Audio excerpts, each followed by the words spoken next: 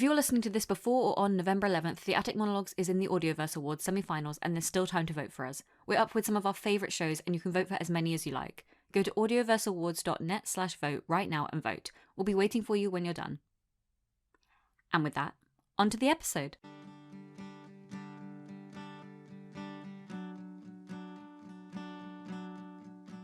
Plainer Prod presents The Attic Monologues, Episode 26, Freedom.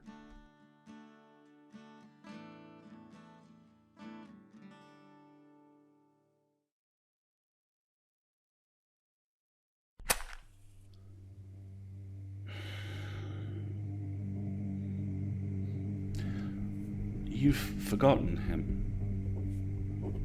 Nix.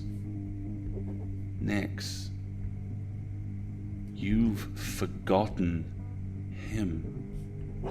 This is not an isolated incident. He is far from the only one. It's becoming something of a character trait, my dear. And you want to fix that. You have been lucky so far. The world has been forgiving of your clumsy way with it. While you spin and spin like some indiscriminate hurricane, they've all been kind enough to pick up the pieces and gift themselves back to you.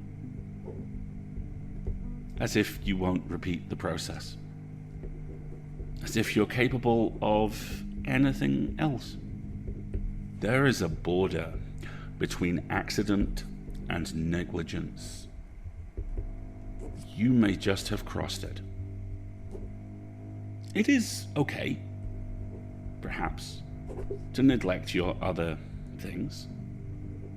They have each other to commiserate, and you can be so careful with them when you try. But he is easy to forget. Sometimes you want to forget him. For everything he cannot control, but drags around behind him like scene setting. In his presence, you are crucified upon a pedestal. In his presence, you are the sun, and you are so tired of shining.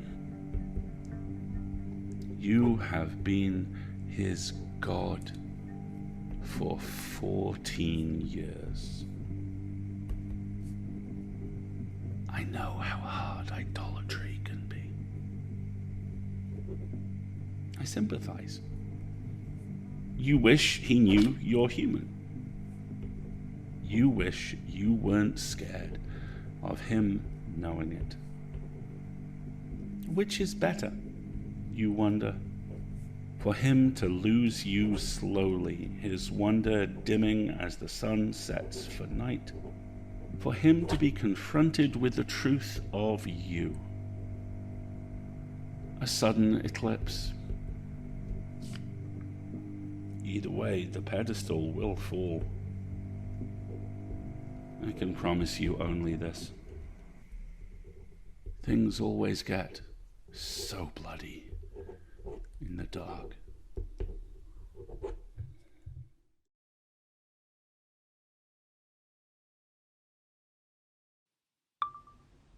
Dear future Nix, I wish I was with you right now. I've wanted to show you the market for as long as I've known you, for as long as I could dream of another life. There's this little shop on one corner I've always wanted to show you that sells old magical manuscripts. Some of them are so old they can be dated back to before the Shattering. Once I found a translation of Hamlet into Trinivy. It was so perfect. I'd already bought it for you before I realised I couldn't even give it to you. It's been sitting under my bed for 3 years. It's funny. Sometimes I wish you'd just figure it out on your own. I don't know why you haven't yet. You were right when you told me I'm a bad liar. I always have been, which is funny, I guess, since I do it so often. But all this time, I've relied almost entirely on you, on the fact that you don't want to make me uncomfortable. You never have, so you don't push. When I leave silences and gaps and unanswered questions, you fill them as best you can. I've always loved you for it, the way you let me just be, even when maybe you shouldn't.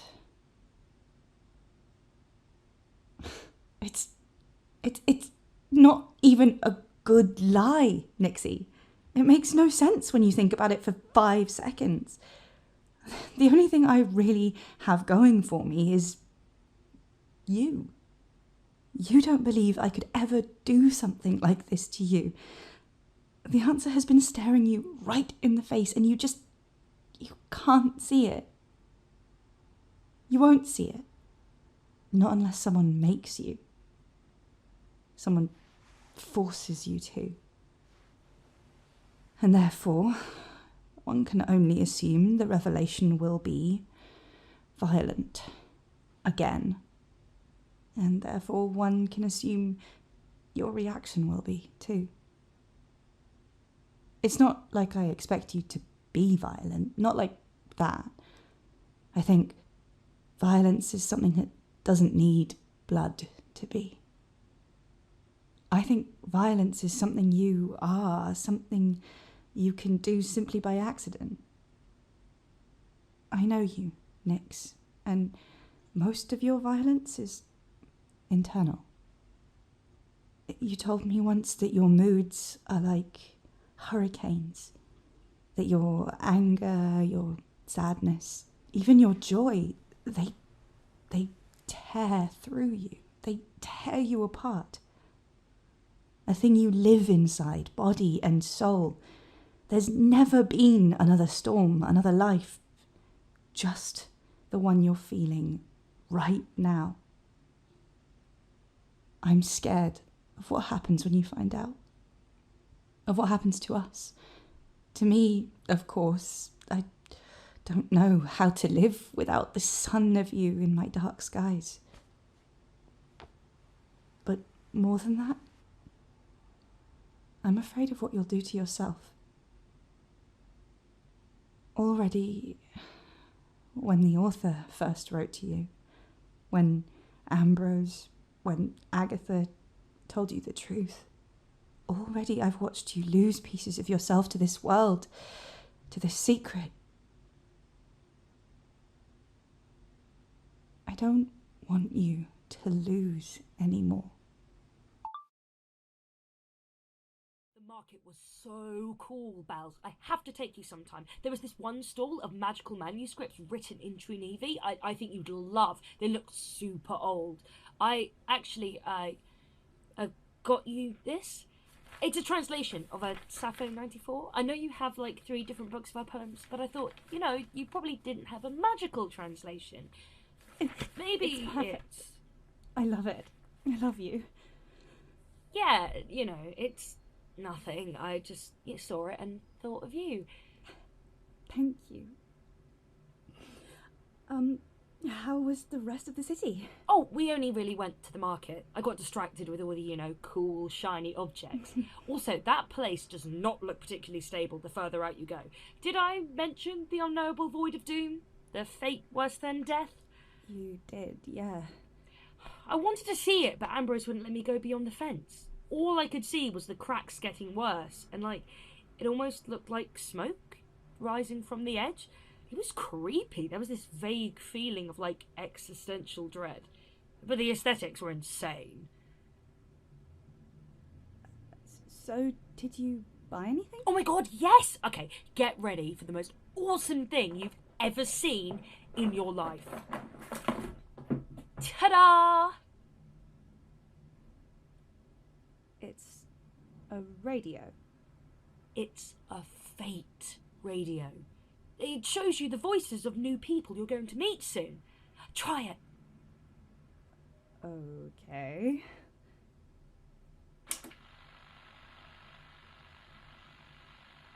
You have been lucky so far. The world has been forgiving of your clumsy way with it, while you spin and spin like some indiscriminate hurricane. They've all been kind enough to pick up the pieces and gift themselves back. Huh. That voice sounds familiar. This feels weird. Right, but I thought, well, Ambrose said I should use it to figure out if someone is going to attack me again. But I figured the narrative, the author, surely one of the voices is them. So maybe I can find them, or at least be prepared for when they come for me. Assuming you haven't met them already. Well, no one's tried to kill me or give me a shady side quest. So, yeah. Maybe it's a stupid idea. No, it's a great idea. I'm glad there's some magic that isn't terrible for you. Yeah, I mean, I think everyone in Trinovantum is some kind of depressed, which mood, and I totally don't blame them, but it was nice to see some magic without it hurting.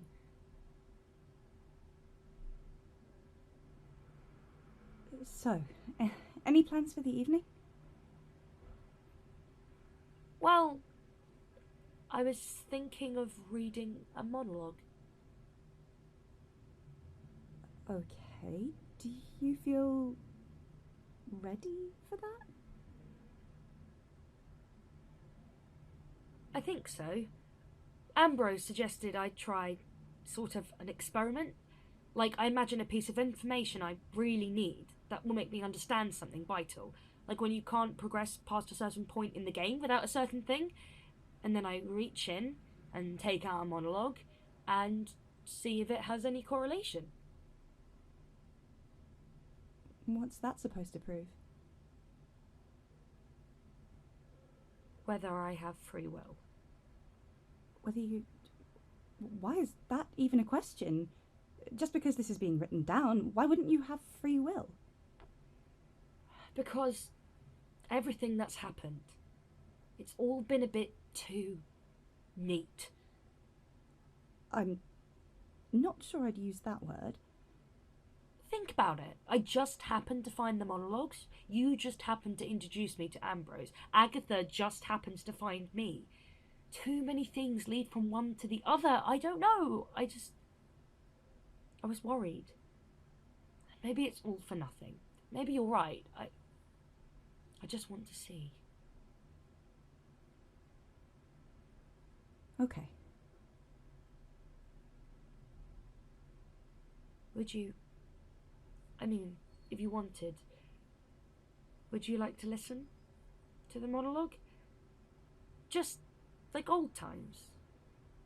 I miss you as my audience. Yes. I would love that.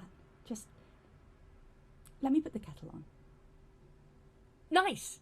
Awesome. Cool.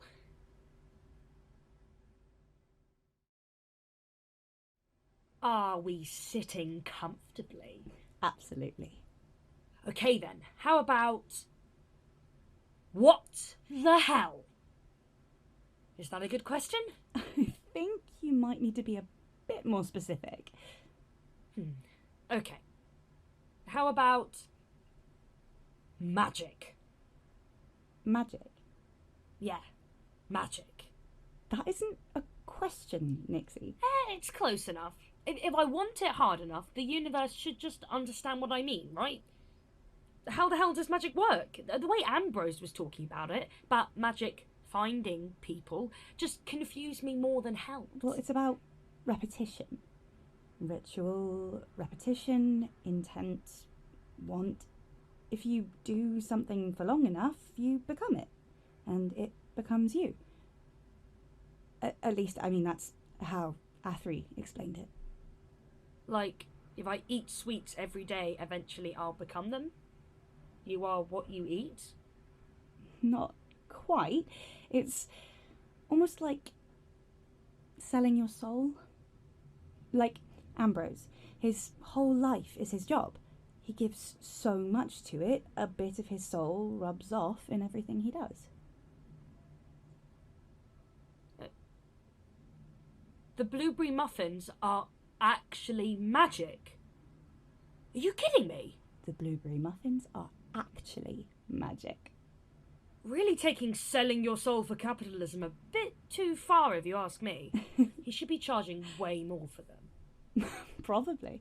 Anyway, I think I'm going to stick with magic. If the universe doesn't get it, more fool the universe. You're the protagonist. Go with what you feel. That's the whole point, right? Exactly.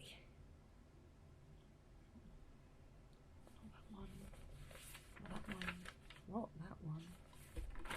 Aha! This feels right. Yeah. Okay, yeah. Here's Alexander Hanwell, the Professor of Magic. Here's the thing about magic. It takes. It's like bleeding. Like once, long ago, you cut your ankle shaving. Have you ever done that? It's such a shallow wound. Doesn't hurt. You don't notice it.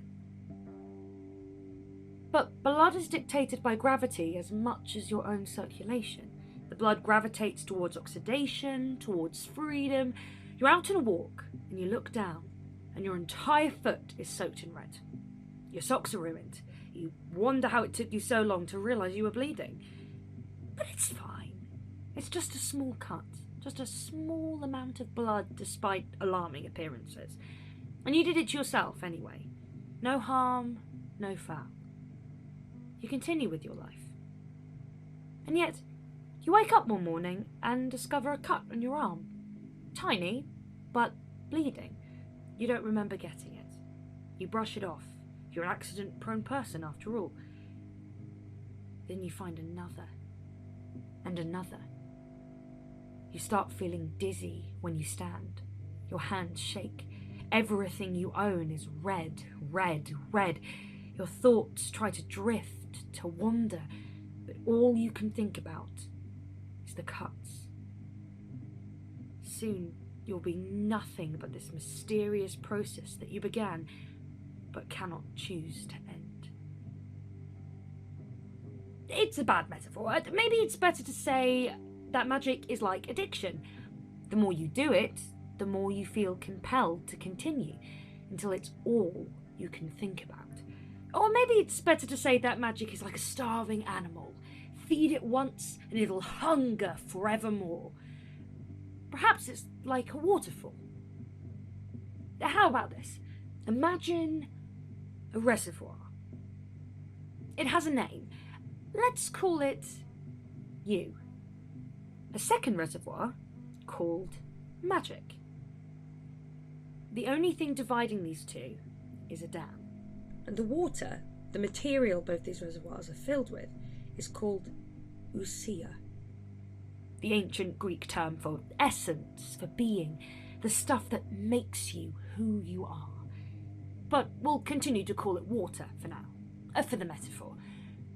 So the water of you finds a tiny crack in the dam, and desperately wanting to be a part of magic, it seeps through. Over time, the crack erodes into a hole, into a doorway, into a gaping cavern. The flood becomes more powerful. But what happens when all the stuff that makes you you is gone? When every water molecule of you is in magic instead? Are you even still you? What are you without yourself? Is magic you instead? And if so, what does that make you? Now imagine the flow is a two-way street. Because here's the thing about magic. It gives. It wants to give, just as it wants to take. It is only ever demanding of an equal transaction. You gain power. You gain the stuff that makes magic. But the flood must go both ways, or you would flood, or it would flood. In an ideal world, the flow is equal. Magic gives, and magic takes. You are magic, but you remain enough of yourself too. Enough of yourself to survive.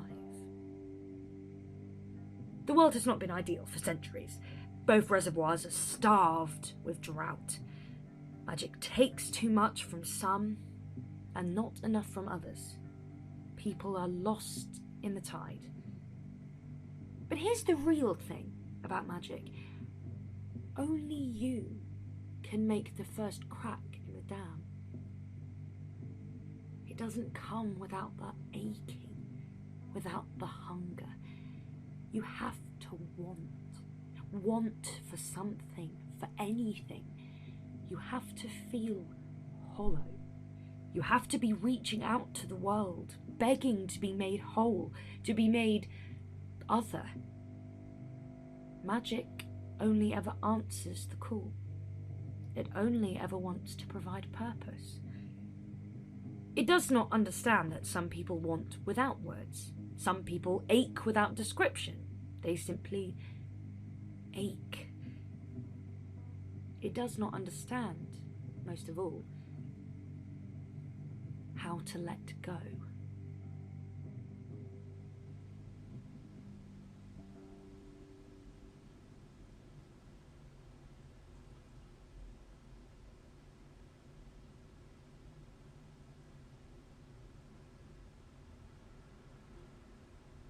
Nix, are you? Fine.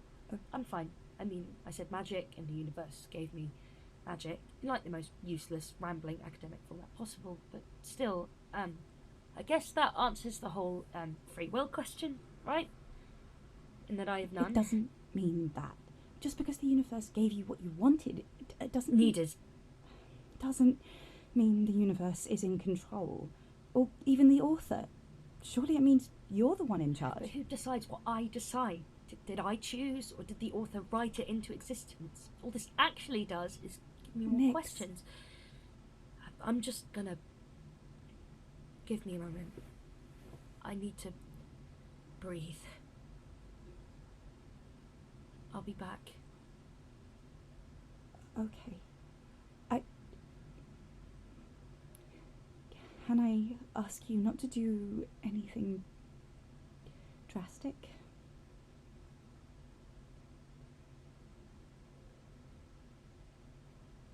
Yeah. I promise.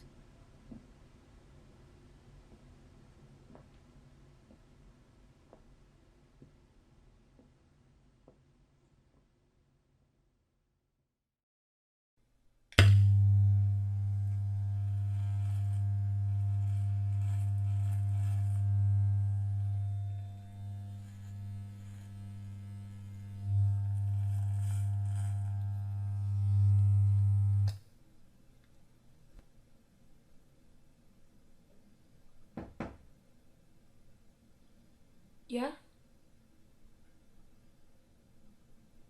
Nixie, let me in.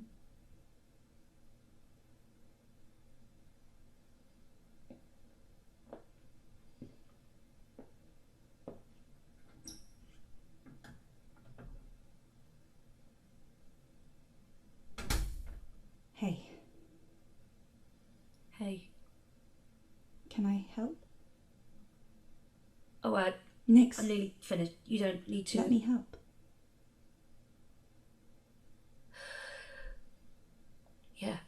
Yeah, okay.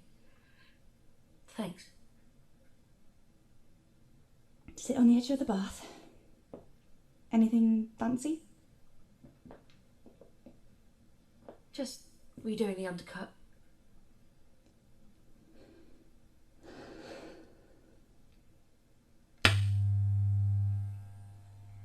Thanks.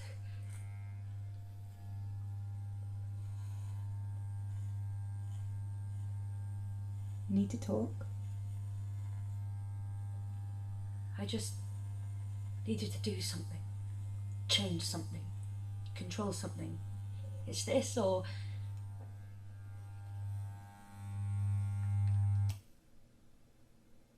Yeah.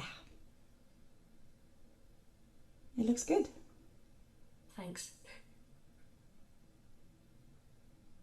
Nix, Yeah? what would you do if you could just run away from all of this? I tried doing that before, remember? I ended up drunk in the middle of a rainstorm. I don't mean just avoiding it, I mean leaving. Getting out of here entirely.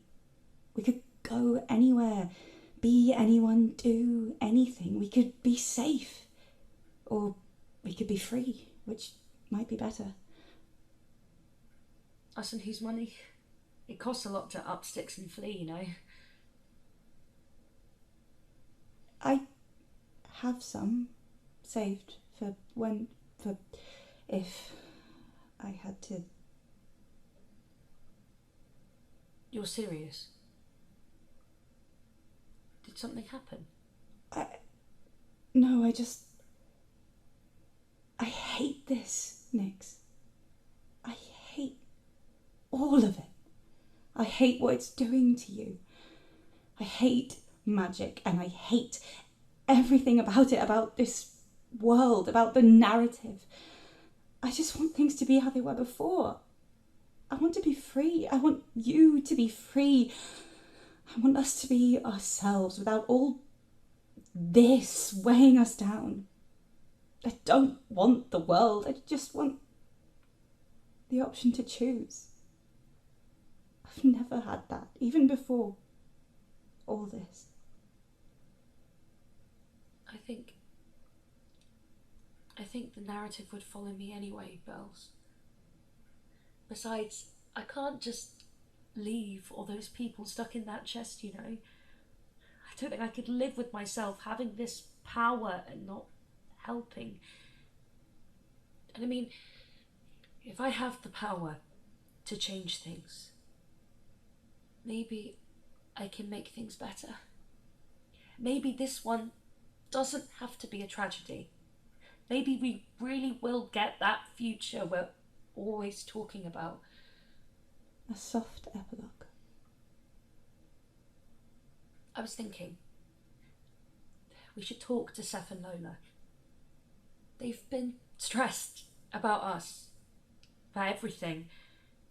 We kind of left them on red for like weeks. We should let them know everything is okay. I miss them. Everything's just been so... Yeah. Let's do it. Maybe a dinner night, movie night, something chill. Something chill, definitely. We have enough life drama without attempting a day trip full of friend wrangling and chaos. You're the only one who ever needs wrangling, Nix. I can't believe you'd at me like this. I'm devastated, truly. I will never know the end of this pain. You're so melodramatic. No wonder you're the protagonist. The author wishes they had my vibes. They're just jealous. Don't come crying to me when they smite you for rudeness. Now that I know what's going on, what's there to be scared of? I can't believe you actually just said that. And by the time there are consequences for my actions, I'll have a sword. Who can stop me then? Begging you, please stop challenging potentially omnipotent gods to fight you. You're no fun, Bells.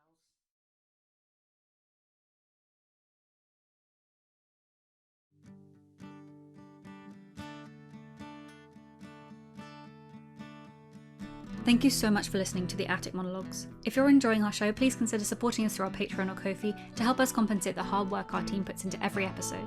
You can find the links in the show notes below. Alternately, you can leave us a review, whisper to the wind, or tell enemies and love interests and friends alike to listen. This episode was written by Morgan Greensmith and produced by Morgan Greensmith, Clohessy, and Sorren Briarwood. It was directed and script edited by Clohessy. The sound design is by Jura Leopold, and the theme tune was composed by Wilkie Morrison. In this episode you heard the voices of Alasdair Stuart as the author, Atlas Morgan as Nix Ryland, Bonnie Calderwood Aspinwall as Bella Crow, Alex Abrahams as Ollie Ryland. The logo was designed by Sorren Briarwood. The social media is also run by Sorren Briarwood. You can find us on Twitter at Attic Monologues and on Instagram, Tumblr, Facebook and TikTok at The Attic Monologues. For more information on our show, our crew, our policies and other shows made by our people, visit our website www.plainaprod.com. Episode 27, There is Method in It, will be out on Wednesday, November 22nd. See you then!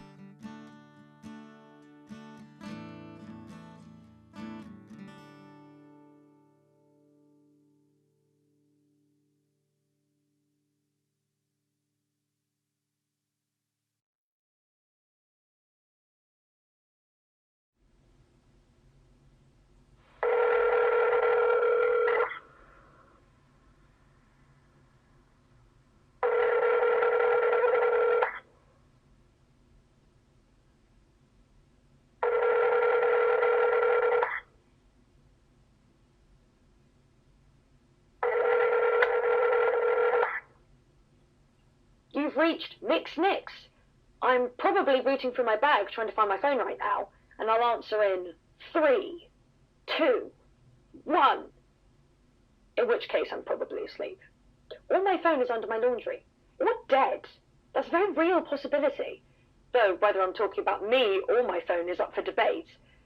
You should probably just text me. It's easier. Nixie, when are you gonna get here?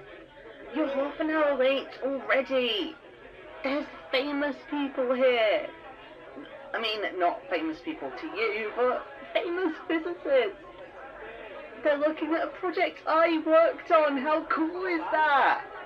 So you need to be here soon so I can scream.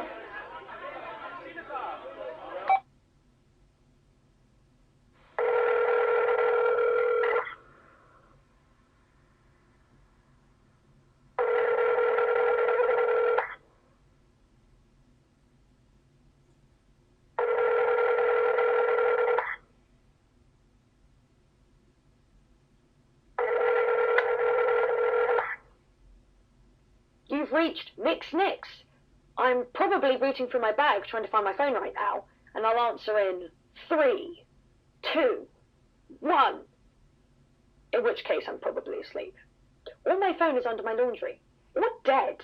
That's a very real possibility.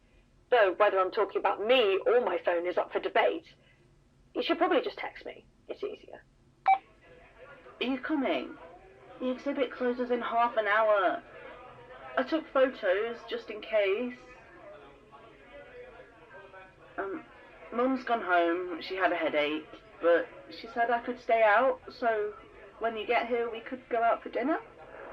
I haven't spent any of my chore money this month, so, text me back. It's Ollie, by the way. Your brother.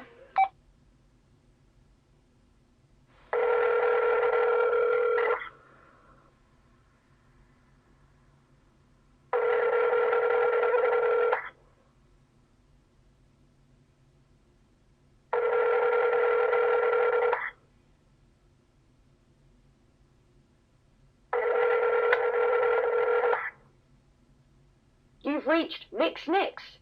I'm probably rooting through my bag trying to find my phone right now, and I'll answer in 3, 2, 1.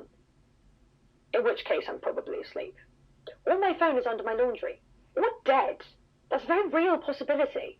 Though whether I'm talking about me or my phone is up for debate.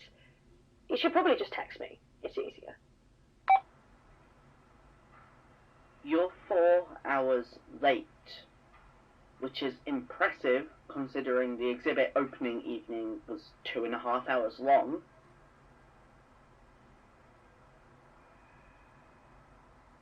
If you've gone missing again, you have to tell me, or else I'm not legally responsible for any damage to personal property you have left at home. I hope you're okay.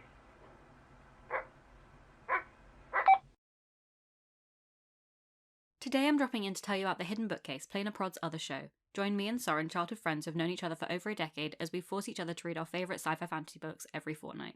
We'll chat about our love of the genre, queerness, and everything in between. You can find us at Hidden Bookcase on Twitter and Hidden Bookcase Podcast on Instagram and TikTok. For more info, go to Plain Prod's website. Our theme this month is Necromancy November. This week's read was Sabriel by Garth Nix with special guest Amanda McLaughlin of Multitude Network. Next time we'll be reading Nona the Ninth by Tamsin Wire with special guest Zoe Davis of the Listless Network. We also have a Discord where we chat about our current reads and favourite books with a bunch of like-minded queer sci-fi fantasy fans, with a link in all our socials. Thanks for listening.